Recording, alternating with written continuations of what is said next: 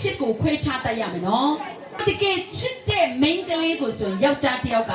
တူအိမ်ထောင်မပြုတ်မလုံးဝမချစ်ရမကန်ရက်အတူမအိပ်ရင်အဲ့ဒါကတော့ဗါလေတကယ်တန့်ရှင်းတဲ့အချစ်ဖြစ်တယ်အဲကြောင့်ကျမတို့ main ကလေးတွေလည်းအထူးပဲတည်ထားဖို့အတွက်လိုအပ်တယ်ဒီယောက်ျားလေးကငါ့ကိုတကယ်ချစ်တယ်ဆိုရင်အချိန်မတန်ခင်မှာအတူအိပ်ဖို့ဘယ်တော့မှမတောင်းဆိုဘူးဆိုတာကိုမှတ်ထားရမယ်တကယ်ချစ်တဲ့ main ကလေးကိုပဲ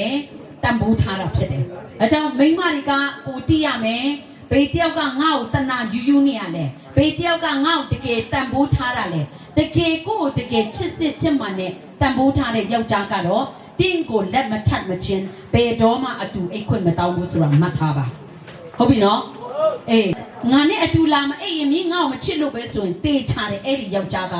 မင်းရဲ့ဘဝဖြည့်ဆည်းခြင်းနဲ့အတူပဲတနာယူယူတာပဲဟုတ်ပြီနော်ဒါကိုရဲ့စီးပေါင်ကိုယုံကြည်သူသားသမီးတွေလူငယ်တွေကလေးတွေအားလုံးမှတ်ထားဖို့အတွက်လိုအပ်တာဖြစ်တယ်ဒီနေ့ဒီအချိန်မှာမိန်းကလေးယောက်ျားလေးစန့်ကျင်ဘက်လိန်တာမကပဲနဲ့မိန်းကလေးချင်းဗာလဲ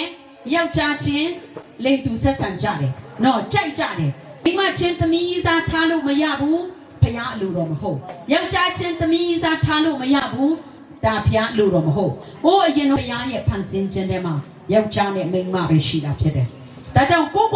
မိန်းမအဖြစ်ဖန်ဆင်းထားတဲ့မိန်းမအဖြစ်ခြေနဲ့ခြေစုတော့ချီးမွားပြီးတော့မှကိုယ့်ရဲ့စီးပေါင်တိုင်းသွားဖို့အတွက်လိုအပ်တာဖြစ်တယ်ဟုတ်ပြီနော်တရားယောက်ျားလေးဖြစ်တယ်ဆိုလို့ရှိရင်လေယောက်ျားလေးကမိန်းမပြန်မဖြစ်ချင်နဲ့ဟုတ်ပြီနော်ကကြားမဟုတ်မမဟုတ်အာဒန်လည်းမဟုတ်အေဝါလည်းမဟုတ်မဖန်ဆင်းထားဘူးအေဝါမဟုတ်ရင်အာဒန်အဲ့နှစ်ယောက်ပဲဖန်ဆင်းထားတာဖြစ်တယ်ဒါကြောင့်ဒီနေ့တားတို့သမီးတို့လူတွေကတော့ transgender ဆိုပြီးမှကြားလည်းမဟုတ်မလည်းမဟုတ်ကိုအတူလက်ထပ်ခွင့်တွေပြုကြတာဒီနိုင်ငံရဲ့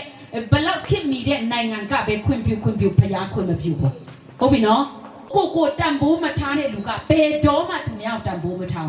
ဒါကြောင့်ကိုစီးပေါင်တတ်မှတ်ခြင်းဆိုတာမင်းကိုမင်းတန်ဖိုးထားခြင်းဖြစ်တယ်အဲကြောင့်ဒီနေ့ဆရာမတို့မတ်တေး56ထဲမှာမင်းတို့ကလောကရဲ့အလင်းလို့ပြောတဲ့အခါမှာအဲ့ဒီစီးပေါင်တတ်မှတ်ခြင်းကအယံပဲအရေးကြီးတာဖြစ်တယ် social media မှာလည်းမင်းတို့ကဘေးအကန့်အထိပဲငါ social media ကိုသုံးမယ်ဆိုတဲ့ဟာတွေเนาะဒါတွေအရေးကြီးတာဖြစ်တယ်